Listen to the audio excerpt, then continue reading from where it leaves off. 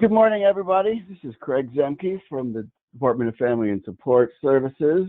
Welcome to the 2021 CEL Universal Application Setup webinar. Thank you for participating.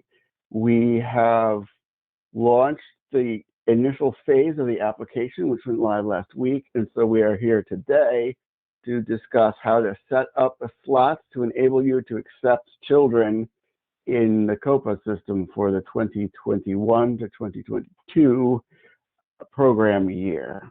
Just a couple pieces of housekeeping. Everyone is on mute during the presentation so that we can move through it at a reasonable pace.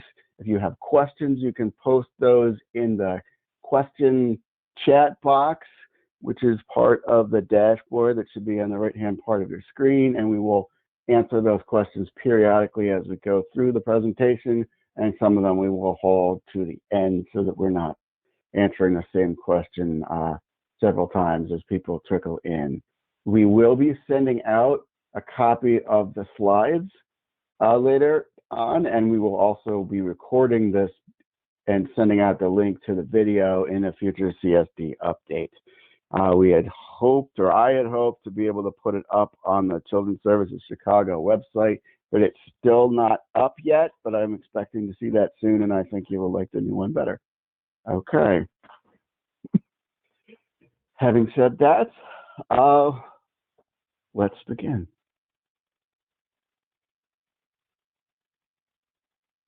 So the goal today, again, is to prepare all of you to use the admin part of COPA to set up the slots to enable children to be enrolled at sites for the next program year. We have shifted the online application to next year. The slots for the current year are still in force, and you are, of course, still able to enroll children in the current program year. However, I want to point out, because there have been a couple questions recently, that the online application now only allows you to apply beginning fall 2021.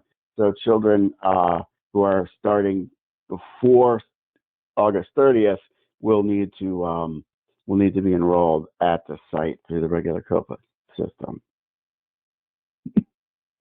So we're going to be using the next year setup to set up slots based on both the returning children and your expected capacity in the fall to accept children from the application. You need to be able to do this, or else the system either will believe that you don't have any slots or that they are full, in which case you will not be able to enroll children. So any site accepting 3 to 5-year-olds needs to have slots set up in order to enroll children next year. So what we need to do in the next week or so is for everyone to go into the system and identify which currently enrolled children, to the best of your knowledge, will be returning. And after that's done, the second step is then to determine your capacity and set up your slot matrix, which the children who are returning will be occupying slots for next year, and this will let us to identify how many vacancies you have so that they can recruit children to fill them. So the application opened April 21st. It's not offering any slots for the very good reason that we have not yet gone in and set any slots up. Also, we have an early bird period that will enable children to be selected in order of eligibility and not on a first come, first served basis. So applications are already coming in, but no offers can be made yet.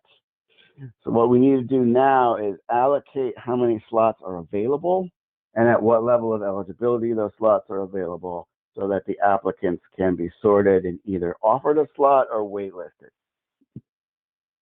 So we are hoping to be able to send out the offers on May the 18th. I am telling you guys that so that you will be ready. This is not yet public knowledge. I very much expect that that is the date, but we don't want it out there in case something happens and we have to delay it. We don't get, 700 calls from frustrated parents. Instead, we're telling them late May, but it is the 18th, which is a Tuesday. And then we will be rolling over to the next program year, which means next year applicants will be able to be enrolled on August 30th. That is earlier. We have for all time rolled over the day before after Labor Day. But since Chicago Public Schools has moved its start date up a week, we also have to mirror that because current year children are no longer Head Start eligible or Preschool for All eligible on the day that they became kindergarten eligible. But the day before, they're Head Start eligible. So what we're doing is we're allowing kids to stay in until the Friday before school starts, and then we're rolling over that weekend. So one of the first steps you need to do also is check your profile. You can use the report 976, or you can look yourself up at chicagoearlylearning.org and just open that up as if you were enrolling in preschool and then enter your own site's name. Either way, you want to check the accuracy of the information there. If you like the program description, if the website link is accurate, anything else, and use the form to update. We had asked everyone to update their CEL profile ahead of this. We've only received responses from about a third of sites. I'm going to go ahead for now and assume that if you haven't submitted an update, that you're happy with the way it looks, but please check. When you're looking on your page in Chicago Early Learning, there's a link at the bottom to the update form, so you don't even have to navigate away. If you're looking at your profile and you don't like it, you can send the update right away.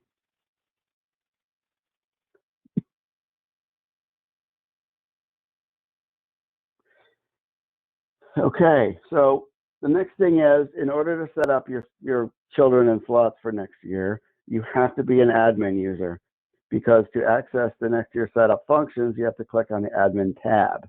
So hopefully the right people are here, but that's why we're sending this information out.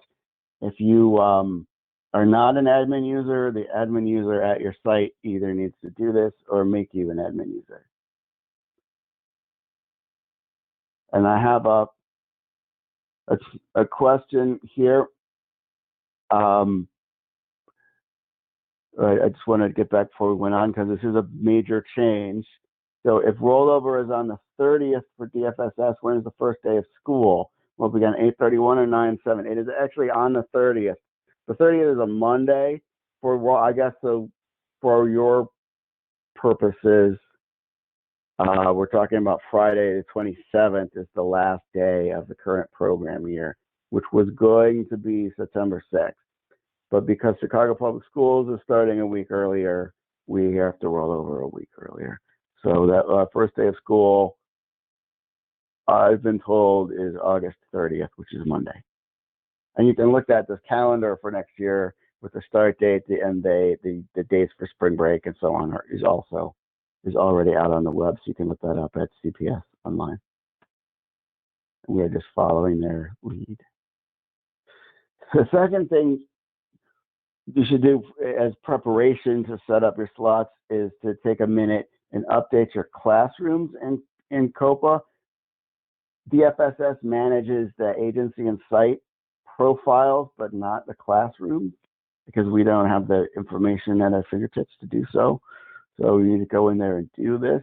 This is an important first step, because when you add up your class, put the class size information in there and indicate which classes are serving children who can apply from the application, COPA will make a guess as to what your capacity is, which might not be entirely right, but it's helpful to be able to see that. That will be on the form, which I'll show you in a few minutes. So to edit your class profiles in admin, you click on the box next to the name of the class. I've always said it looks like a Rubik's Cube, and select edit. So here are some of the features that are in the class profile. If you've had the same class for a long time, it may not have some of these marked, because as time has gone on, we have added additional fields to the class profile. So the instructional language, the closed box, the served age range, all of these things are newer additions. So if you've been operating a class with the same name for the past 10 years and you haven't edited it, it's probably not marked. So please go back in and look at those. New ones probably have the information indicated. So next to the program model, there's a checkbox that says serving preschool-aged children. This is one of those things in COPA that doesn't mean exactly what it says. Serving preschool-aged children means please count this classroom in my class capacity on the application. So to add the class to the slot matrix, you would check that box, serving preschool-aged children.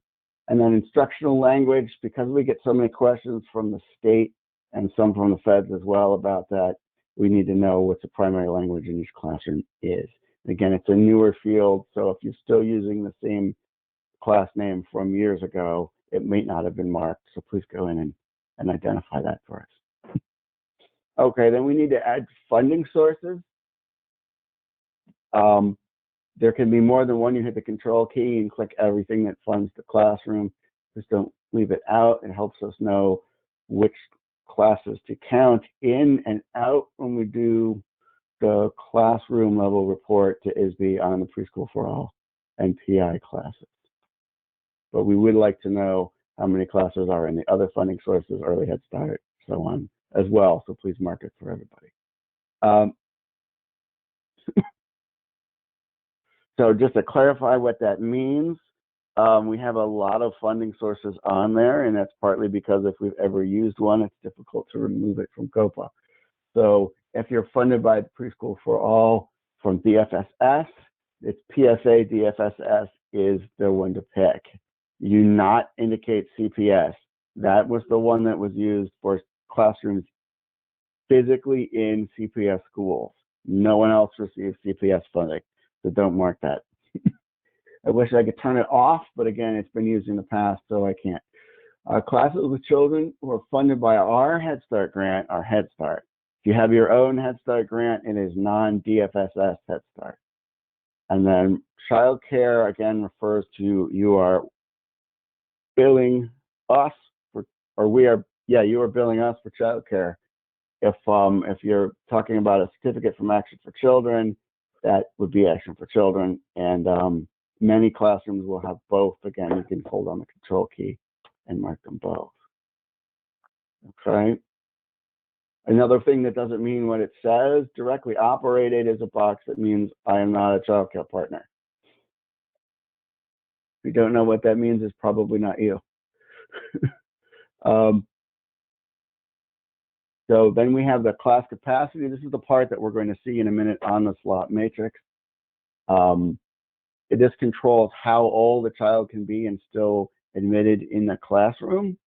So if you're taking kids who are 3 to 5, I would put up to 6 years.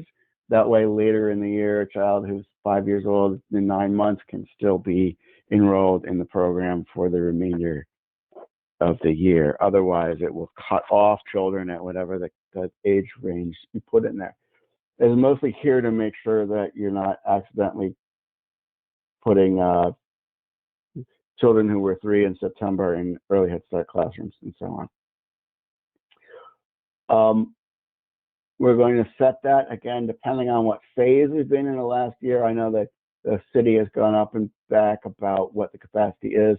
For now, you just put in whatever the license capacity of the room is. It's not related to funding either. It is related to just how many children can fit.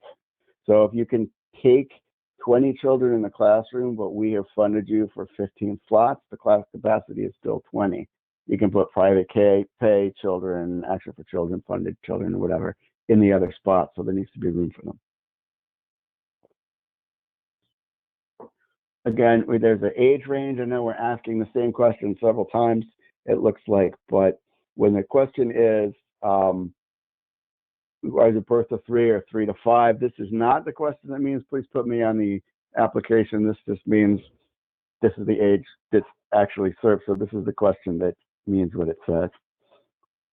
Please don't leave that one blank. It enables us to sort a list of classrooms by age group, so I can easily answer how many classrooms do we have currently serving 3 to 5 year olds. Otherwise, hey, Craig, that is a lot of work. Yes. Yes. I got a question that I sent you to answer. Came in to me. If your program is 0 to 3 program, should we be here on this presentation? That's an interesting question.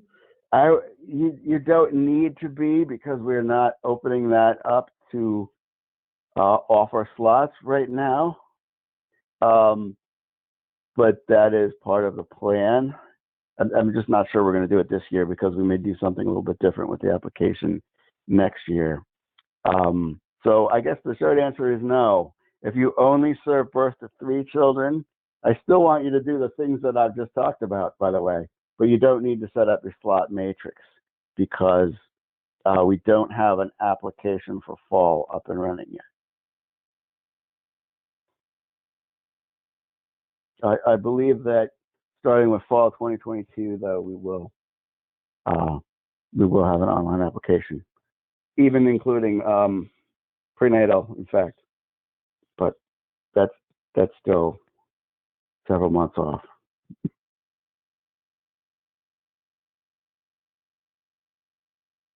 Okay, the next thing, and again, this actually applies to birth to age 13 as well. You just set up which children will be returning for next year. So again, in admin, there is a link at the bottom. There's a section called School Year End and Rollover, and there's a link that says Child Next Year Preparation on the left-hand side. So when you follow that, you get a list of all the children who are enrolled currently in the program, and including that is their age and also what's called the PIR age, which those of you who aren't Head Start funded may not know what PIR means.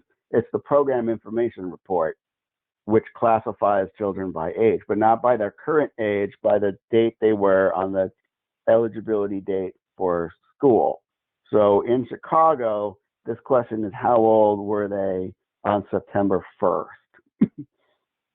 So children who will be 3 on September 1st, 2021 are, but we're not 3, obviously, September 1st, 2020, are counted here as PIR age 2, even if they are now 3.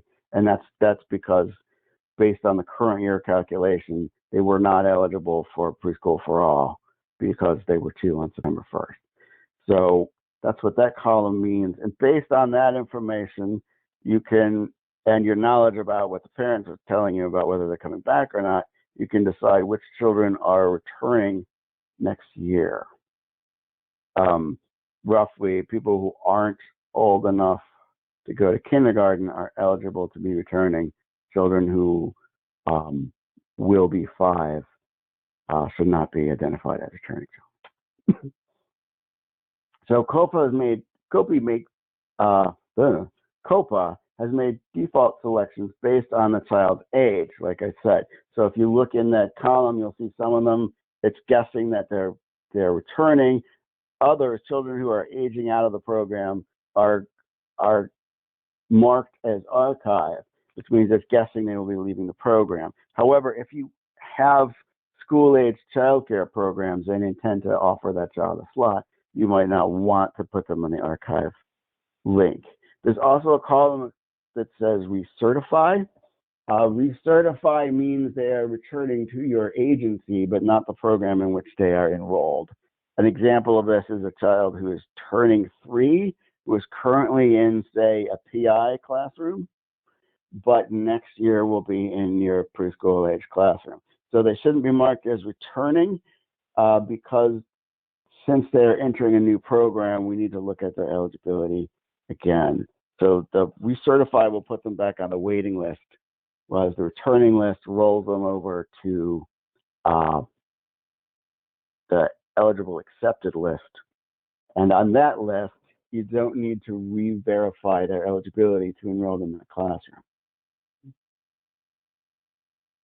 Now, here is the thing that drives me crazy about this function. Every time I try to do it, it will only process the children you have selected. So you can go through and check, I want this kid to return, this is a recertified child, this is archived.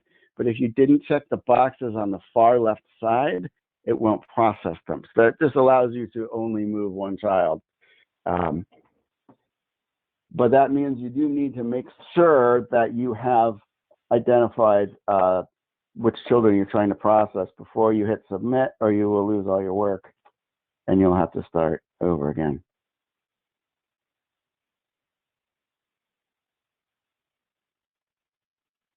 Hold on a second.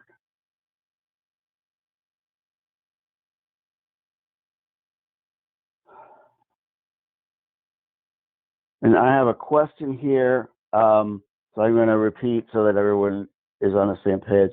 Please repeat what the PIR age.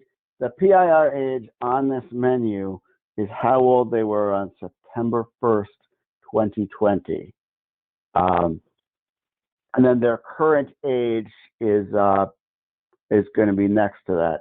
So the PIR age is maybe a year younger. So a child who turned 3 in February will still have a PIR age of 2. In determining what program they will be eligible for in the fall, you would just add 1 to that. So a child who is PIR age of 2 will be 3 on September 1st and thus preschool eligible. Even though the school year date is now starting a couple of days before September 1st, September 1st is still the eligibility date.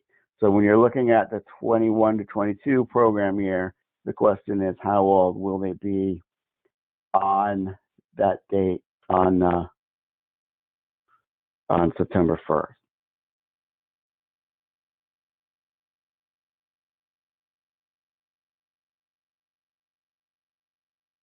Okay. The other thing that's been added, in addition to checking the box on the right-hand side, you also need to check the box, or on the left-hand side, you also need to check this box on the right-hand side. So there's a new box that says returning children. So moving them to the returning list isn't enough to flag them. And the reason they did that is that we also want to flag the recertified children. So if the child is too young now for preschool, but will be 3 in the fall and will be returning to your site, you would mark recertify because you're going to change the program model before you re-enroll them. But you will also check the returning box because you want that child to occupy a slot.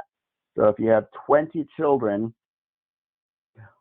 that can fit in a classroom and you have 7 children returning, you want to make sure that this is flagged so that the system will know that you have 7 returning children and will only allow you to give out 13 slots. If you don't mark the returning kids correctly, you may get into a situation where the system makes more offers than you have seats. So you don't want to be in that predicament. You want to make sure that the returning children are occupying a seat before anyone else is giving an offer. Okay.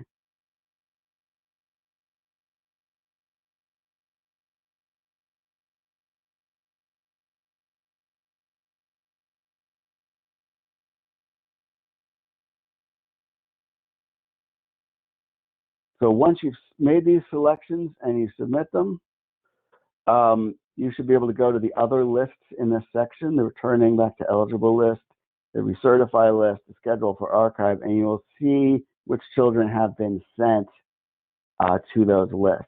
And once you're done processing everyone, the enrolled children list should be blank. But please understand, if you enroll someone the day after you do this, they will be on the enrolled children list. So even though you need to do this now in order to set up your slots, you need to probably take another pass at this in August just to make sure that any new children who are enrolled for this year are identified as returning if that's the case. Otherwise, they won't be given a spot next year. So when you enroll a new child now, and you know that they will be here, or you expect that they will be here in the fall as well, you want to go ahead and do this right away, flag them as returning and submit it so that you haven't just offered them a spot this year, you've offered them one next year as well.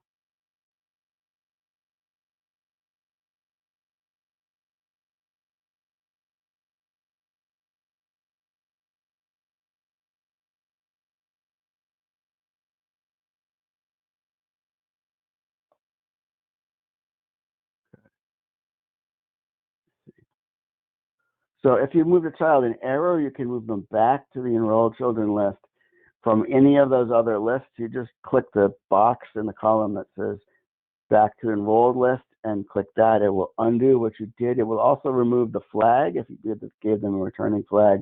So you need to do it again and move it to the right location.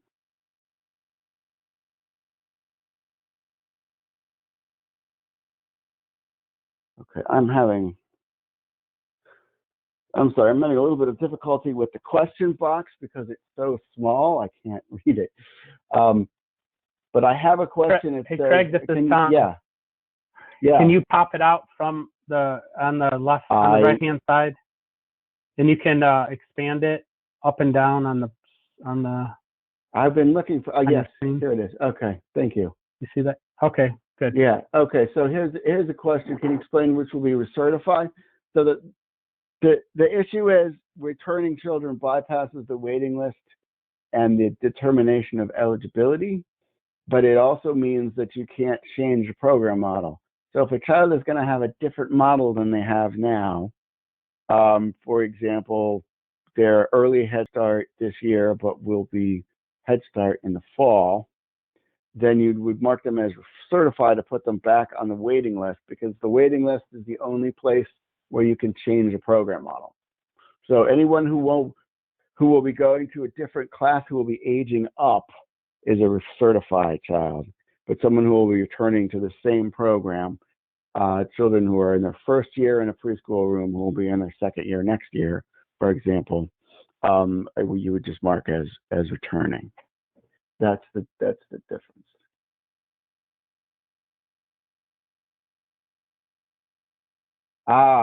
This is a good point, and this is an error that I noticed. Not an error. It's a design problem that I noticed last year as well in COPA. When you're setting up children, it has to be done at the site level. So if you're looking at an entire agency, the boxes were grayed out, so you can't flag them as returning. You have to filter down to the site level. Now, this makes sense. If you are a multi-site agency, you probably wouldn't be setting them up at an agency-wide level anyway, but if you are a single site agency, you might think that you're already filtered down to the site level, but you'd be wrong. So you have to pick the agency and the site, and then you'll be able to check those boxes. That's because COPA doesn't want to be in a situation where they have to batch process more than they can reasonably do at the same time. And I said, so I guess that worked. That's good. Yeah, I don't like it, but that is the way that it works. Okay.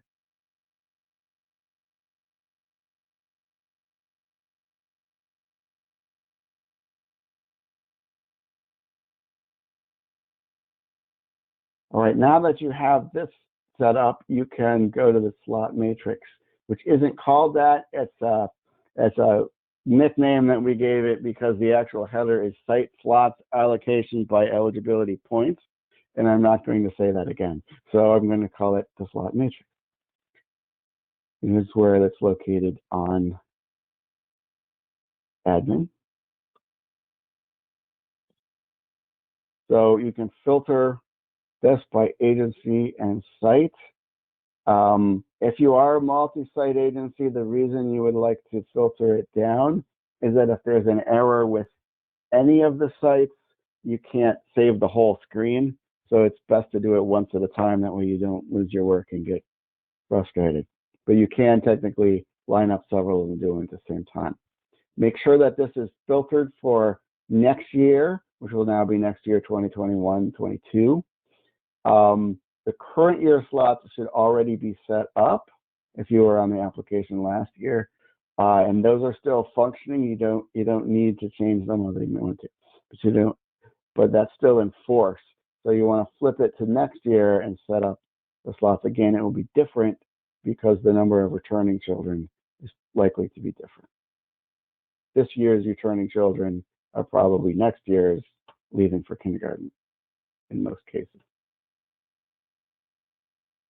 So for each site you're setting up, first check the box on the far left that says check to offer slots, and then put the applicable PIR age as from 3 to 5, and then hit submit, and then you'll go back and do it again. That's because it'll force it to calculate based on the classroom and so on from initial point. So here we go. The next one is we're going to figure out how many total slots you have. Now, if you look on the slot matrix, you see there's a column that says total slots. It starts at 0. And in this case, this isn't a real site. It's one reason. Underneath it, it says site capacity 0. And so it's got this difference here. But if you went in and marked your classrooms with a capacity and checked that box that says serving preschool children, this COPA will add up the capacities of all of those classrooms.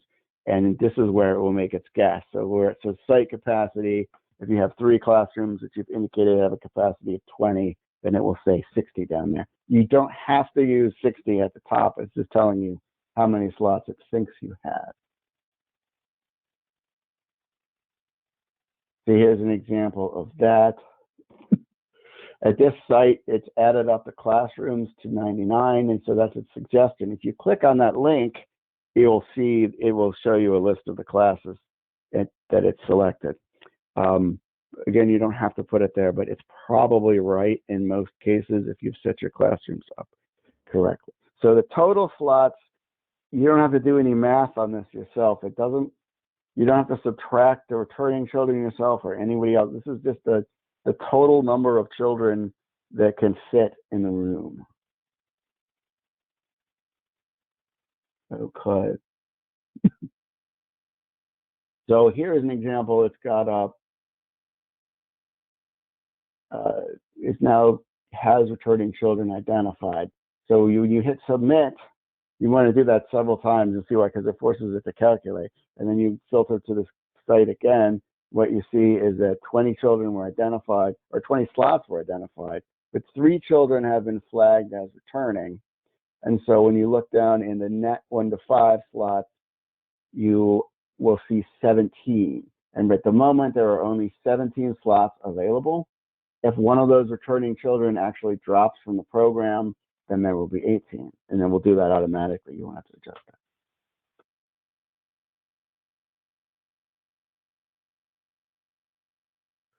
Okay, so here's another question. If we have multiple programs such as birth to 3 and pre-K at one location, will the site capacity just be for the 3 to 5 or for the entire site, all ages? The site capacity will be the sum of all the classrooms that you checked serving preschool age children. So if you don't check that for the birth to 3 classes, then it won't count them as capacity. But if the box is checked, it will count them. It's not actually looking at the ages. It's just looking at which classrooms have the box checked. That's why we asked the same question several times. So it's not the age category served pull-down menu. It's the checkbox that says serving preschool children that determines whether or not COPA will count that classroom in its guess.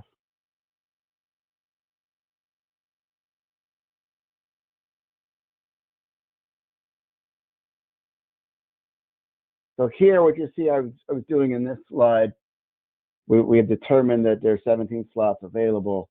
So now, but all of those were in slot 5, because that's by default. You notice you can't change that number.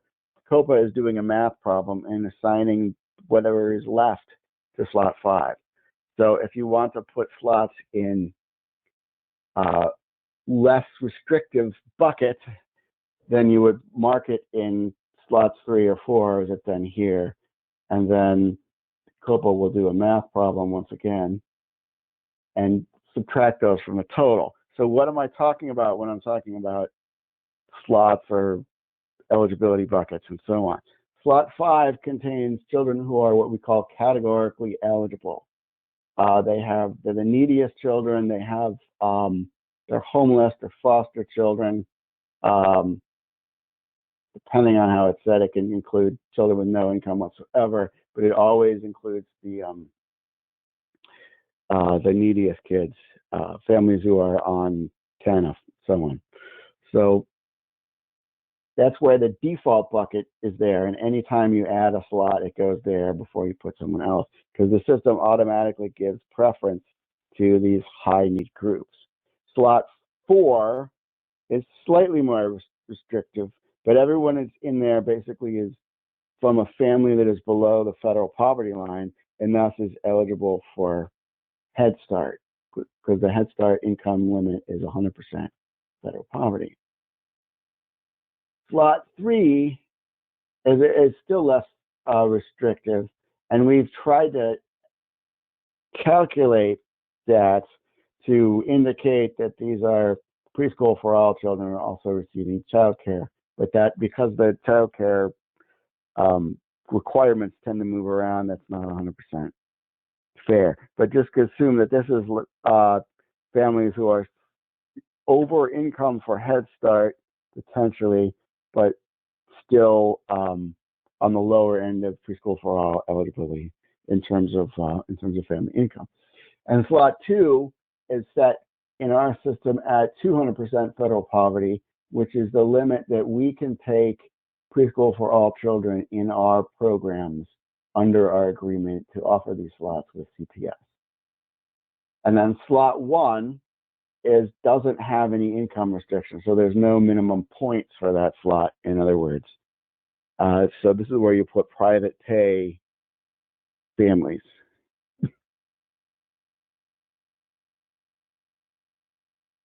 The other thing to know about the slot matrix is that it waterfalls, meaning that if you're eligible for a high need slot, you're eligible for all of them. So if you only leave 2 slots in bucket 5 for homeless families, and they're full, and another homeless family comes in and would be eligible for bucket 5, that doesn't mean they won't be offered a spot. They can be offered a spot in buckets 1 through 4. But a family that's close to 200% federal poverty can be given a bucket 2 spot, but is never going to be eligible for a bucket 4 spot, no matter how many of those are vacant. So it waterfalls, it flows one way. This ensures that high need families can always get a slot if there's one available, and that some of them are reserved. The complication to this is that returning children also effectively come out of slot 5, because if you add a new child and mark them as returning, because slot 5 is calculated by COPA and not directly entered, that number will go down. It will be reduced by 1 for the child that was enrolled. So one thing to be careful about is if you do this in the wrong order, or you enroll a bunch of children later on, still during this program year, and mark them as returning for next year, there is a possibility that your buckets may go negative. In other words, if you calculated this out and you had 17 and you distributed them between the other slots, and then add 5 more returning children, well, now there's not 17 slots to give out, there's only 12. So if you gave out 15, your net buckets are -3, which causes a problem. It means the COPA won't admit anybody because you have a negative capacity currently. So this isn't something you should just set up once. You should set it up, but then periodically throughout the spring and summer, go back in and look at it and make sure it's still healthy. Because if you are adding new children who are returning, then you will want to offer fewer slots next year in order to not oversubscribe.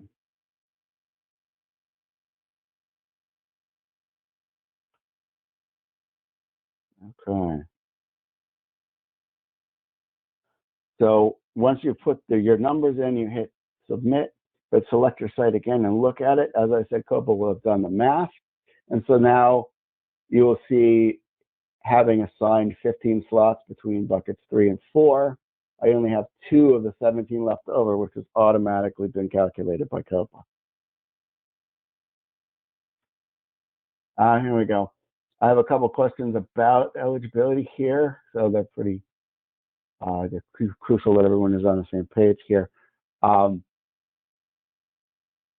So again, the income requirement for PSA and TI, which is the eligibility cutoff for slot 2, is 200% of federal poverty. And unlike Head Start, we do not have the authority to approve over income enrollment for that. However, there is an exception to the poverty limit, and that is disability. So if a child has an IEP or an IFSP, then they don't actually need their income calculated to determine eligibility for PSA and TI. For those programs, disability is also a categorical eligibility.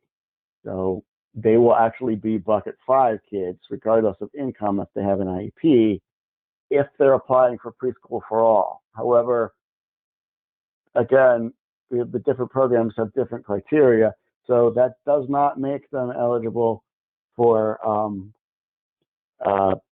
Head Start. It's just for PSA if they have an IEP. Let me see. The PowerPoint going to be available? Yes, we will send out the PowerPoint probably in the next CSD update, if not sooner. We'll also be posting this online. As I said at the beginning, when we have our website up and running, which I believe will be very soon, all of the trainings will be posted there. Since that is still under construction, we'll be sending out the link to everybody. But we will get this out to everybody. Okay, so that's what you need to do to accept children on the platform. Again, you can adjust the slot matrix in the future if you've got more returning children coming, or you have other new vacancies, open a new classroom, any of those things. You can go back and adjust it, and should go back and adjust it on a regular basis. We just need something there now to accept children as of May 18th, when we make the initial offer. We already have a few hundred children who have applied to our sites through the application, so we need to have slots in there to offer them, or if they're not eligible, waitlist them. Okay. So you may now be asking, I didn't know anybody had already applied to my site. How do I find them? So the easiest way to find people who have applied to your program is the 1150 report. You go to the reports page in COPA and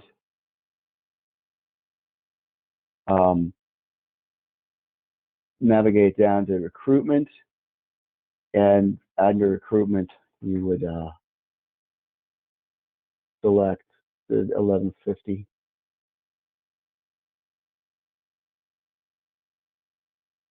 Let's find it. And you can filter this several different ways. I have a couple, actually, this is an old screenshot. I have a large number of saved reports in there at this time. So if we go under memorize, the 2 that are most helpful are the allocation status one, which for now will just let you see who has applied, and the summer recruitment, which we'll talk about in just a second.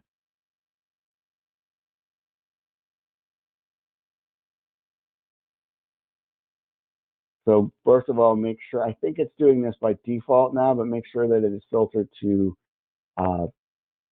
next year. The current year report is still up and running, and you may still have applicants that are there for the current program year. So when you look at the application list here, it'll show you children who've applied both as first and second choices, where there's been an offer after May 18th, once we've made offers, and other basic information about them, how many points they have, what their income is, and so on. And you can look at that now for those children, for those applications that are already in play that have already been submitted since last week. Then the other one that I have, which is more important, but it's not very useful right now because we haven't made any offers yet, is the summer recruitment. So the summer recruitment report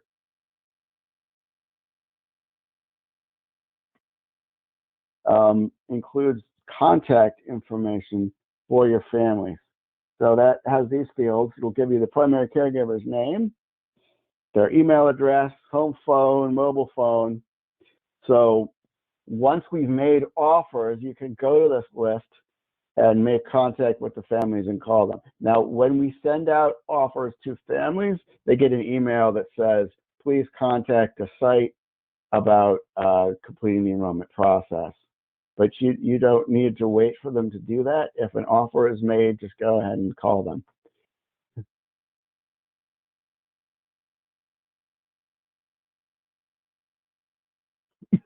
Here we go. Another question about the eligibility. Is there a minimum point eligibility for PFA and PI? Yes, it's 95 points, and that's the cutoff for bucket 2. Some of the program models have a higher point requirement. So if you're going to enroll a child in a PFA and childcare program, that's 135 points cutoff. But there's a checkbox that says childcare eligible that needs to be marked in the application because you can't enroll them in a childcare model if they're not eligible for that. So that's often the issue there. If that box, because that's worth 40 points, if that box is marked, they'll be at 135 if they were PFA eligible to begin with.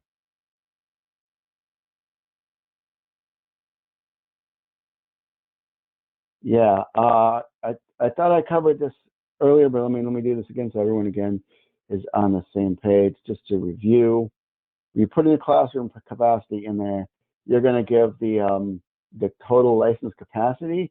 If you are running at a reduced capacity due to COVID, obviously you can't fit everybody in the classroom on the same day.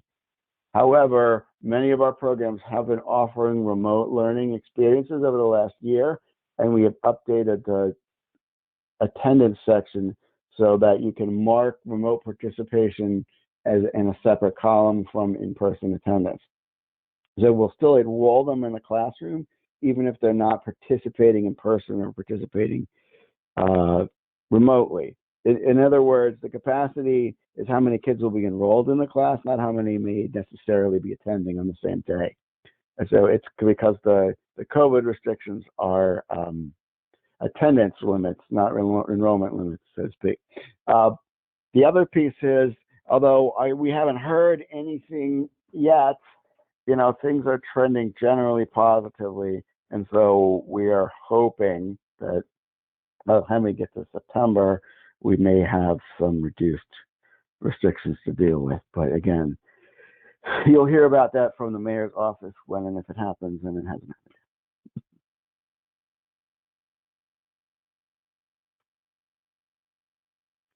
Another report that's a good way to get an overall view of who has applied and what the status is the 975 report. Like all the 9 reports, it's under organizational reports and not recruitment. So this is going to display separate sections for offered, returning, and waitlisted children. Again, right now, this won't help you very much because we haven't offered or waitlisted anyone because we haven't run placement yet. But after May 18th, when you go to this report, it will show you which children have been given offered and which are waitlisted. There might be reasons that you would go in and take a waitlisted child. They might, in fact, that might be just that the way that the buckets are set up needs to be adjusted to create a slot for them. So this is a good place to centrally look at and see who's applied. There's also just the 975S. As you may know, in COPA, anytime you've got an S on the end of the report, it's a statistical report. That means you won't be seeing names, you will just be seeing numbers. So in this case, the 975S will show you how many offers have been made and how many returning children have been marked for each site. and that will allow you to see the available slots that are left. In this example, again, that I set up at our fake Blue North site, there were 17 slots offered and 3 returning children that added up to the capacity of 20. And in this case, there are 14 total available slots. No, or 17. So this isn't the right example. I'm sorry. There are 17 slots set up. I didn't want to confuse you. 3 children are marked as returning, so that means the total available is 14. And then you can see as it's broken out, it shows you how many are available in each slot. So if you have vacancies and are looking to enroll children in preschool for all, which, as I mentioned, would be bucket 2 and above, and you see that in the real world, you know that you have 2 vacancies, but when you look at this grid, you see there are no slots available in bucket 2. That would be a time when you may want to go back into the slot matrix and add a couple more slots to bucket 2, which will move them, which will then reduce the number that are in bucket 5, unless you take them from somewhere else yourself. But that's why you can look at this to see if any maintenance is necessary. The good place you need to go into admin can run the report. Again, if that total available is negative, that probably meant you enrolled some new children and marked them as returning. So you need to go back and reevaluate your buckets. As with all of these reports, make sure that you know which year you're looking at. At some point soon, they'll be changing the default view when you load the report to next year, but many of them still, if you run it right now, you'll see that the default is current year. So you just have to change that menu and resubmit. Okay, please note that this application, the online application, is for 2021 to 2022. This is not any longer the application for current year, which is closed.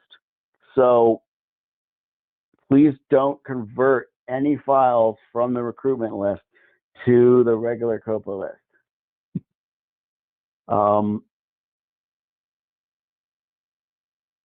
If someone is going to enroll now for current year, you'll still need to create a separate COPA file for them. You may be able, we may change our tune on this and let you convert some for easiness when we get closer to the rollover. But the thing is, for a next year application, they may have one. They may have one that they still want to camp out on. They may be waitlisted at their first choice, for example. And by request, when you look at 1150, you will see that a child has an offer at another site, but it won't tell you which one. So because parents are allowed to apply to more than one site at the same time, again, just because they're not coming to your agency, that doesn't mean you should delete the file. So actually, nobody really should delete a recruitment file except for me. So if they really needs to be gone, then send me an email or start a ticket. But don't delete the files, because if they're applying to another site as well, the whole thing will be erased, and the other site will also lose the application. And you wouldn't want someone to do that to you.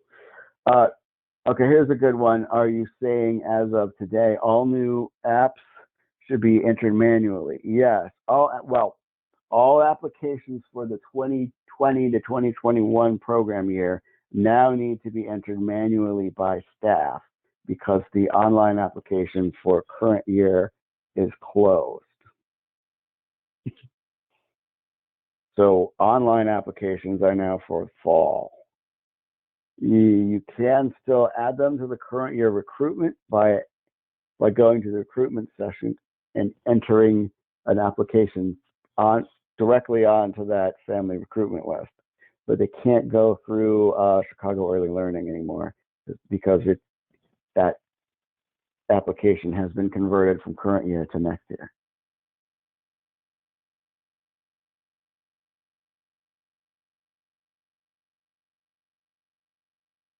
Okay.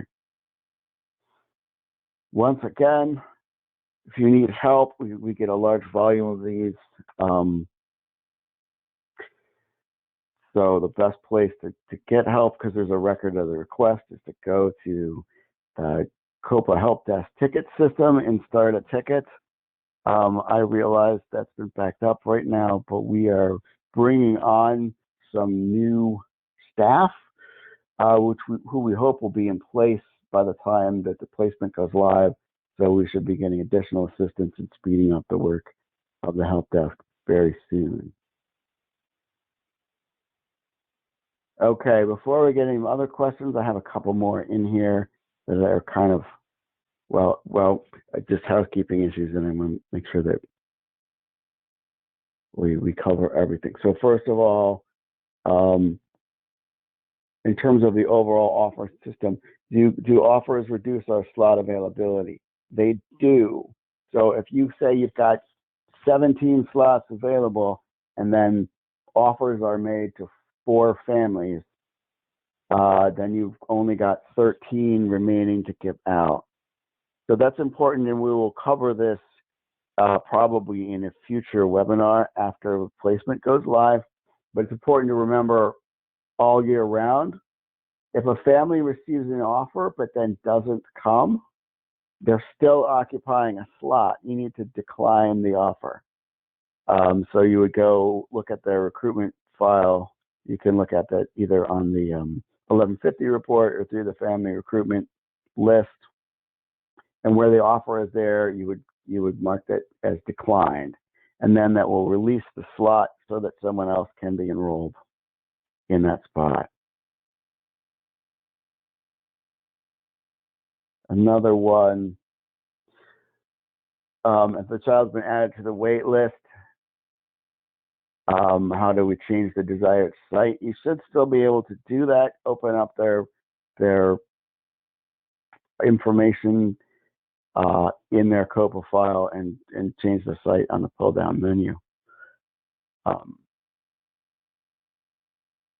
Now, as for those that are waitlisted on the recruitment list, those like applications coming in for next year that the family wishes to change the site, they will have to call the Action for Children help desk. Their number is available on that Chicago Early Learning website. But for a parent to change their site after they submitted the application, they need to go through the help desk. Once they're converted and they're waitlist file, though, any manager or admin user should be able to do that in COPA.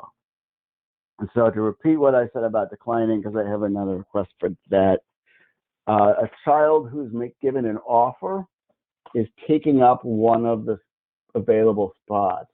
So until they are enrolled or they decline the offer, no one else can have the spot that has been offered to them. So if you get an offer from a family and then you call them and it turns out that they're not going to enroll after all, you need to decline that offer to free up that spot for another family to take. And you can, again, you look in the system at that 975 report that I showed a little earlier. There will be a list of children who have offers. So if you look at that list and say, oh, well, you know, we gave a slot to Jimmy, but he's not coming anymore, he's still on the offered list, though. That's when you need to decline that slot. And if you've done that correctly, they will disappear from that report. But you should do this regularly because COPA won't release the slot immediately. So when you decline an offer, the slot will be available the next day. COPA does an overnight run where it reconciles the application with the available slots, makes offers to eligible families, and releases offers given to families who declined.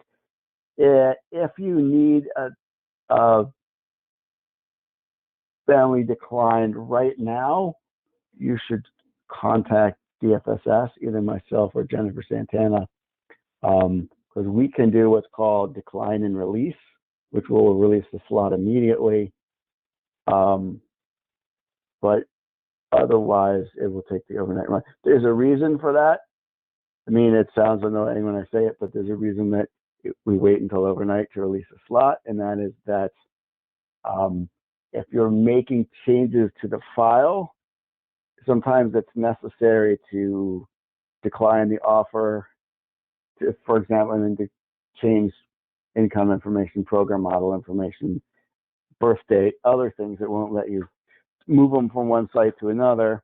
All kinds of things change their second choice when they have an offer at the first choice. Any of these situations, if you decline the offer and it released it right away, the slot might be given away to somebody else. So COBO lets them keep the offer while you are editing their file, but that means you have to wait until the next day to fill the slot. And just try to stay on top of that. Again, if you look at the 975 report, you'll see a list of offers once they've been made.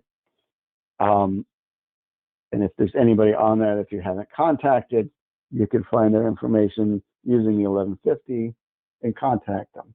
So again, I would recommend, even though we're saying the opposite to families, we are saying to families, if you're given an offer, you need to contact the site, go into the site, have your documentation verified, and so on. But to you, I will say, if an offer is given, you should call the family or send them an email. Don't necessarily wait for them to come in. It's quicker. That way, if you find they're not really coming, you can decline it faster. If they are coming, you can start the verification process right away.